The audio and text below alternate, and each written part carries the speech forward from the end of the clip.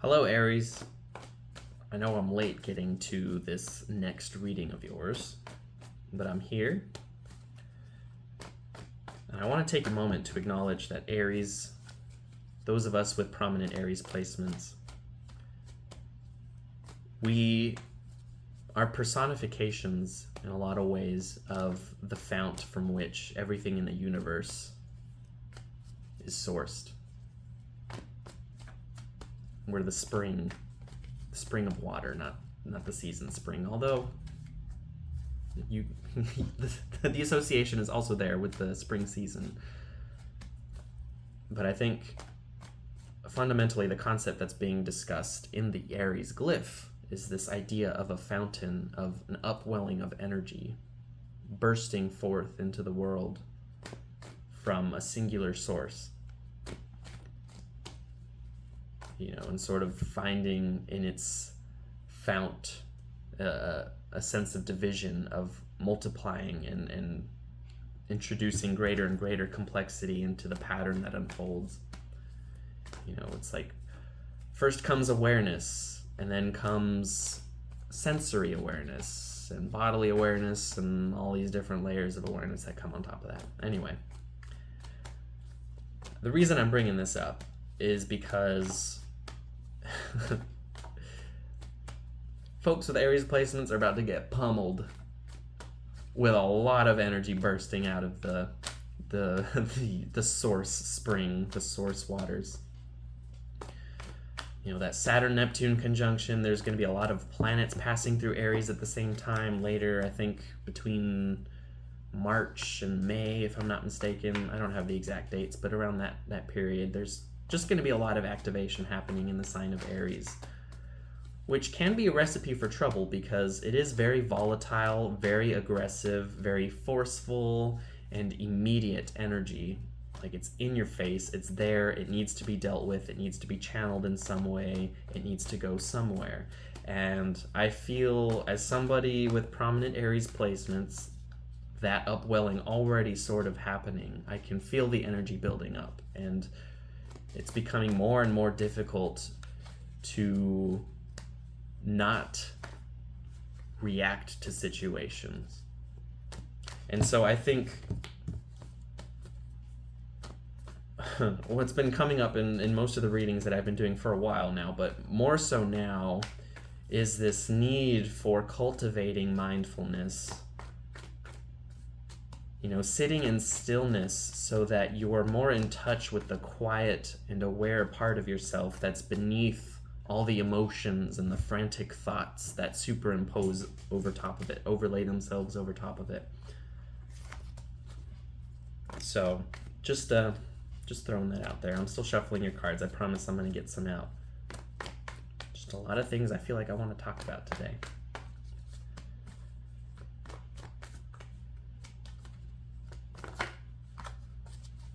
You want to come out. Okay. Wow, two twos, and they're facing opposite directions. We have the Two of Wands and the Two of Coins in reverse. Very interesting. This is very conflicting energy, first of all.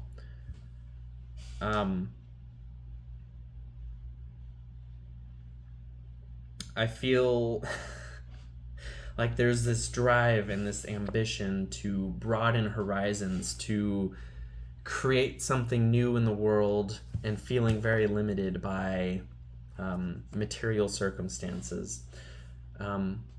That's one interpretation. Don't freak out because that doesn't apply to you.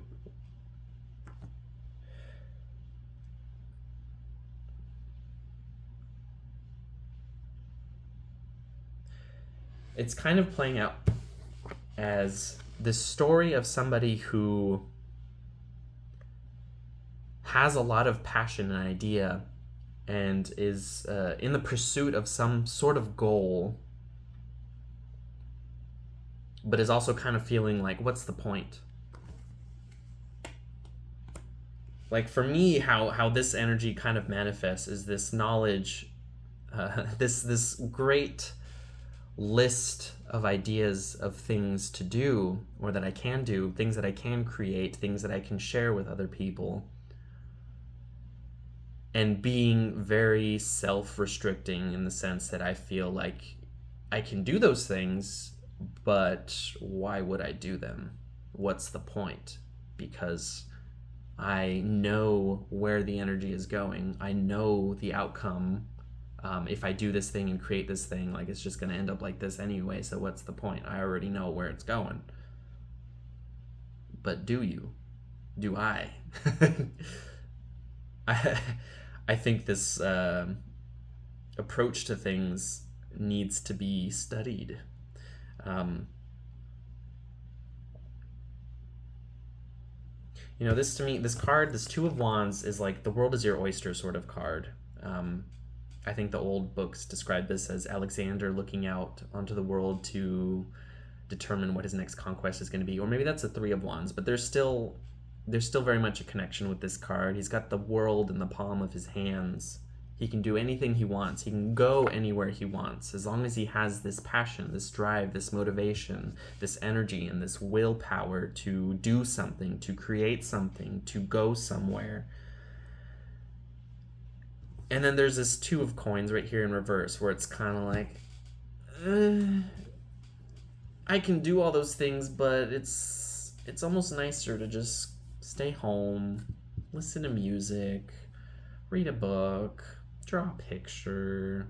Not to diminish those activities at all. I think they're necessary and very important aspects of life, but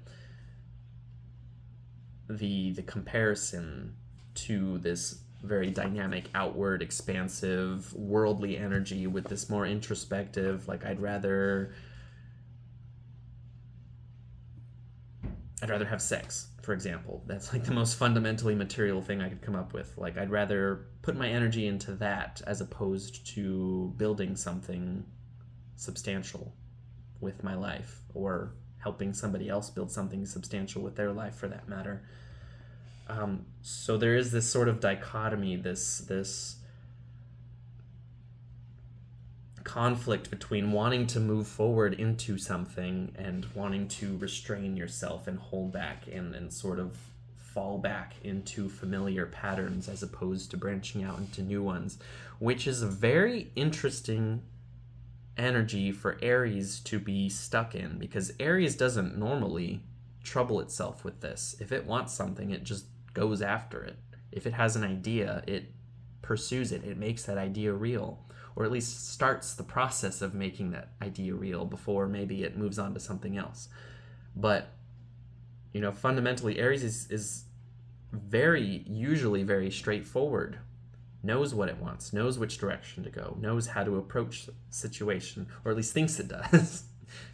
Whether or not it's right is another question. But this conflict this is more like mutable energy. Like this is more some sort of trouble that I would expect Pisces to be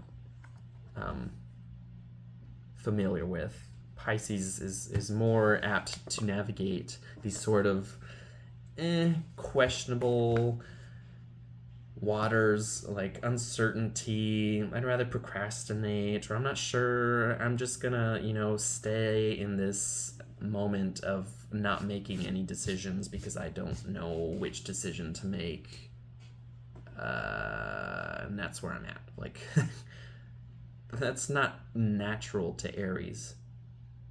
This is more natural to Aries. Going out, getting the thing, doing the thing, maybe taking a moment to be like, let's identify where I want to go on this globe, right there. Okay, we're going to do it. And then this is like, okay, but if we go this way, we're going to run into these rocks. I don't know. Just trying to introduce some resistance. Like there's this tugging energy. And I think maybe a lot of that has to do with the pile up that's going to be taking place in the sign of Aries. There's just too much energy, too much overwhelm, too much possibility, and no distinguishing between any of it. Like everything's a muddied mess. The points on the map are overlapping. Somebody spilled paint on the globe and you just can't see where anything is anymore. You don't know where to go, what to do. Interesting. But I'm also getting this message that it's not necessarily external. Like, to say that you're trying to identify a point on a globe that somebody has poured paint over so you can't identify where that point actually is on the globe, that would be an external hindrance to your goals. But I think that process is playing out inside. Like, yeah, things might be messy out here, things may not make sense out here, but it's a reflection of the fact that you haven't made sense of what's in here. And you're trying to impose blame on what's out here instead of... I'm seeing somebody like reining the horses, or I don't know what the word is, but like, you know, trying to get control of their horses. Like, instead of doing that, it's just kind of like, I let go, I'm letting the horses lead the way and steer the way. You're the horse? Interesting. Speaking of horses, Knight of Wands, but he came out in reverse, which I don't normally distinguish these things, but I feel like it's important in this case for some reason. So, Knight of Wands, this is very much like, I'm going to waste my energy, I'm going to pour it into things that, yeah, maybe I find interest in, but they don't benefit me fundamentally. They're not taking me anywhere. I'm just kind of going in the same circles, meeting with the same people, doing the same things, and expecting different results, getting the same results. You know, this kind of indulgence in the insane approach to life of doing the same thing and expecting things to change. That's what this card is communicating to me. You know, this Knight of Wands doesn't know which way to go, doesn't know who he wants to be with. With this 2 energy, the 2 twos, you know, this can be playing out in the sphere of partnership. Like, this Knight of Wands in reverse is very much like a player archetype, but the worst kind of player. It's the kind of player that gets into bed with you and you think you're having a great moment, and before either of you even reaches that moment, he gets up and he's like, wait, I don't think I want this, and then walks out. But then he goes and repeats that with somebody else 5 minutes later. Like, that's the level of fuckery that we're dealing with here. Like, it doesn't make sense. It's not even your typical playfulness, this or flexibility. Like, it's beyond that. It's like so muddled and messy that it just doesn't make sense. Like, there's no distinguishing them. Like, I almost feel like Aries, this energy that's coming through, is supposed to be very distinct, very identifiable. Like, you know exactly what it is when you encounter it, but there's so much diffusion happening. Like, it's like the ripples on water really, you know, muddying up the image so that you can't see what's happening. It just looks like messy points of moving light instead of an actual clear reflection of what's going on. Like, that's very much the sense that I'm getting here. Hold on, I want to pull another card. Okay, King of Pentacles in reverse. Got some more withdrawn, self-doubting energy. I'm putting him next to the Knight of Wands. And I think it's very much connecting to this idea of partnership.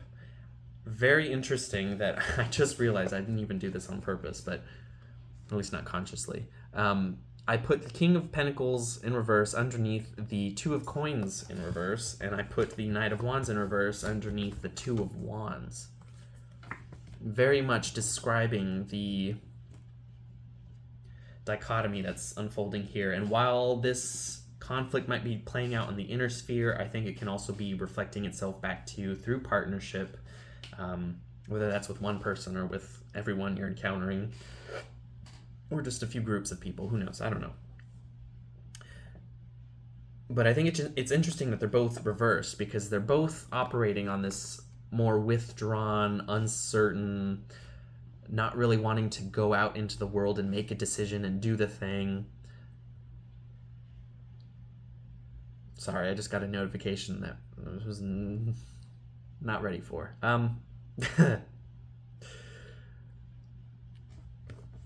Oh boy. Um,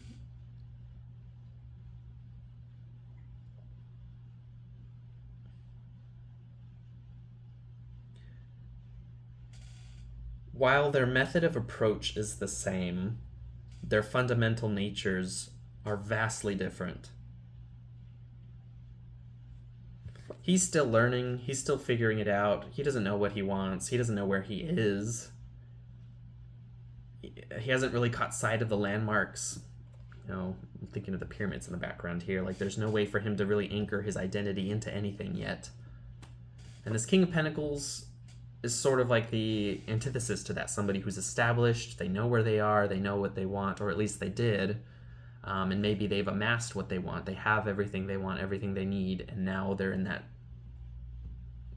state that still comes because you can have everything that you want and still be unsatisfied.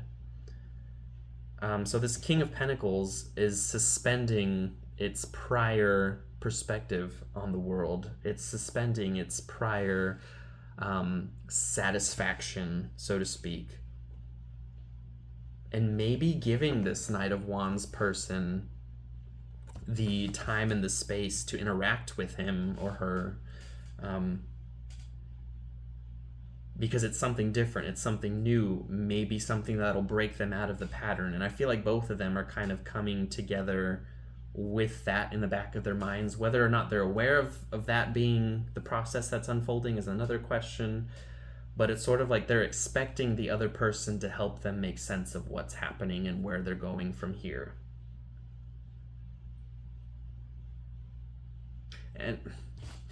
And before I make any conclusions on that, I do want to pull another card because, okay, 2 cards. 6 of Cups and the Magician card.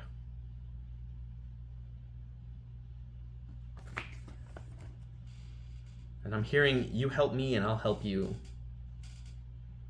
Like this sort of cooperation that's happening. I almost feel like it's happening beyond the scope of the conscious mind. Like you're not conscious of this process happening. Like I keep emphasizing that point. There's some sort of soul communion taking place wherein you may be putting each other through situations where the other person does not want to be in, and exposing them to experiences that are very uncomfortable for them, maybe sort of resonating with past experiences that maybe were good or maybe weren't good. But it's like a reflection on why things have come to the point that they're at. Why there's this conflict, this indecision, this uncertainty about where we're going and what we want and what we're doing and how we're going to get there and whether or not it's even worth it in the end. These questions all coming up are a result of something. They are the flourishing of a seed that was planted before this moment. And this process, this dance that's taking place between you and this other party or other parties is part of the process of you finally acknowledging the source plant, the source taproot, the seed, the center, the mother tree of these thoughts that have been inhibiting you and clouding your ability to see things. Like you're not going to be able to bring yourself out of that state without finding where these things are coming from. And a lot of that is going to depend upon you reflecting on childhood traumas maybe, or revisiting physical locations that still hold emotional significance for you.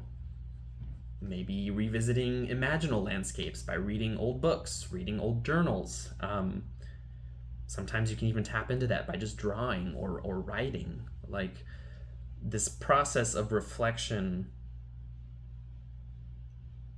is what's necessary for you to move forward. Otherwise, you're going to be stuck in this state, this 2 of coins in reverse state, where it's just like, what gives? What are we going to do? I don't know. I'm just not going to make a decision. Like, I'm going to exist in a state of indecision. And that's not the place you want to be, because then the universe sort of makes the decision for you and sort of is softening it. It makes the decision for you. That's why this Magician card is coming out right here. This is the crystallization of the individual, the reintegration with, the reharmonization, reconnection with that distinct individual force that exists within Aries, this singular point of awareness that can't be mistaken for anything else, and yet somehow lately has been indistinct, indistinguishable, muddled, confusing. That's not natural to you. And this Magician card is like, okay, I'm hearing pack up your shit and figure this out. Get your life together.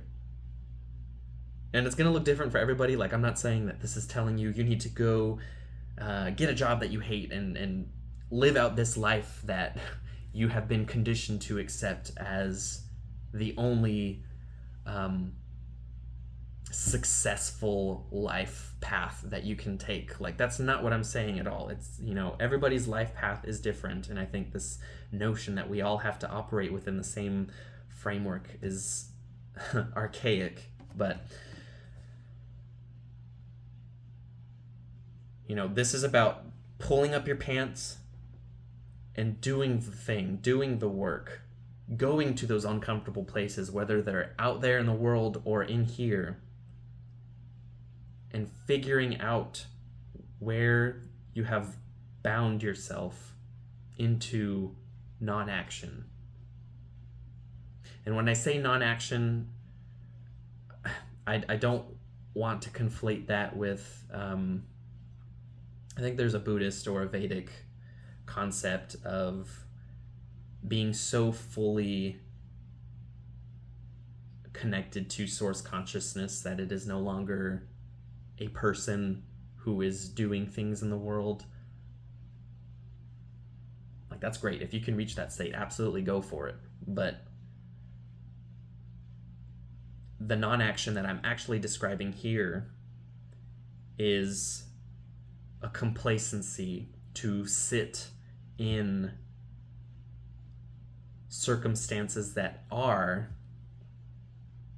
out of fear of pursuing something better, something greater, something beyond what you've already known, because it's scary to venture out into the unknown. But god damn it, Aries, you're supposed to be the pioneer.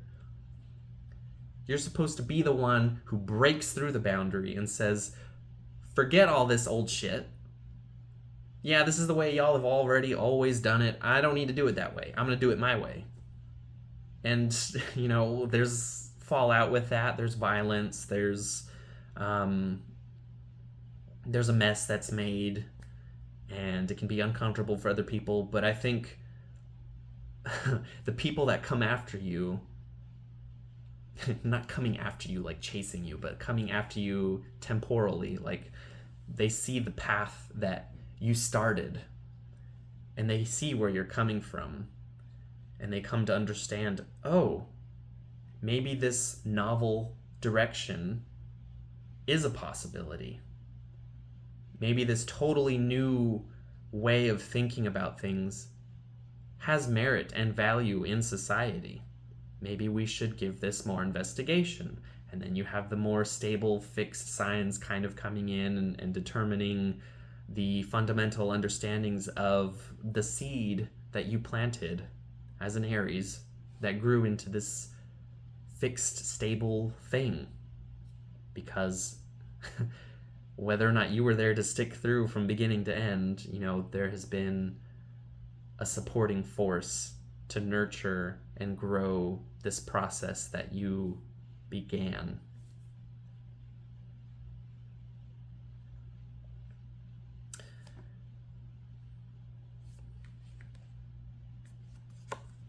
I just randomly pulled another card from the deck. It wasn't even one on the top. It was like in the middle, and it's another two. Two of Swords.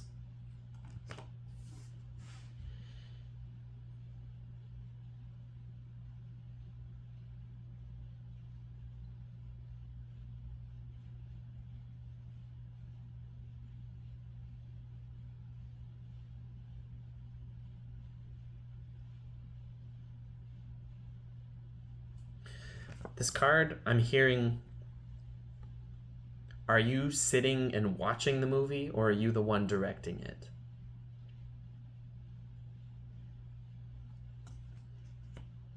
And if you're not directing the movie of your own life, you're effectively staring at a blank screen because nothing is happening. And then to sit there and point fingers at somebody else and saying that they're the reason why you're sitting there staring at a blank screen, to make that make sense. You're responsible for your own happiness. You're responsible for your own the environment that you inhabit. If you find yourself in a situation that is not conducive for what it is that you want in your life, put in the work to get out of it. And the universe will follow suit and support you in that goal. And yeah, it might seem bleak at times, and it might seem like you're never going to get anywhere. Or it might seem like you already understand the end result. Like, even if I go and do this thing, I'm just going to fail anyway, so why bother starting the process? I'm hearing that cliche. You miss 100% of the shots that you don't take. There's opportunity here in this moment right now, as you're watching this, to completely change your life. And it does not have to be something so major that your life changes in an instant, in a moment, in a minute. Like, nothing is going to change that quickly, that immediately, except maybe your mindset. But that's the first step, because from there comes the will and the drive, the power, the passion to go out into the world and act and create and invest in people, invest in situations, invest in yourself, invest in the world around you to support your vision.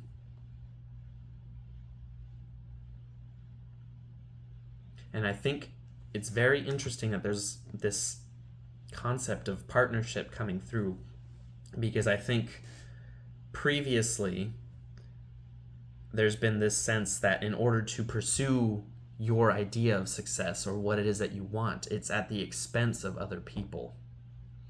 Or you have to be distinct and distinguished and secure in yourself and completely independent and can't rely on anybody else. Discard that. You don't need that. What you need is other people who see your vision, who support your vision, who also maybe offer their own spice, their own zest to the vision that you're nurturing into creation. You know, and other people are there to help you stay strong in those moments where you've already tapped out of your own strength. You know, you are not an infinite source of anything. Your consciousness might be, but as a person on Earth, in a body, you have limited resources available to you. So use them well, and also do your best to nurture relationships with other people who help to expedite things and make things more efficient, make things more long-lasting, who maybe can see different perspectives on what you're putting down in a way that makes it better than it is as an elementary concept as you present it. I hope that makes sense.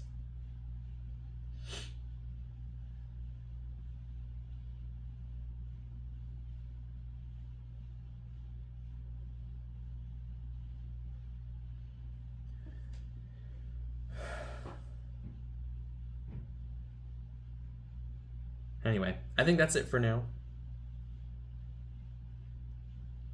I think. I'm wishing you all the best, Aries. There's a lot of stuff coming up. So hang in there, tap in. We need that strength. We need that vision. And we need that community. So let's get to work. Wishing you the best.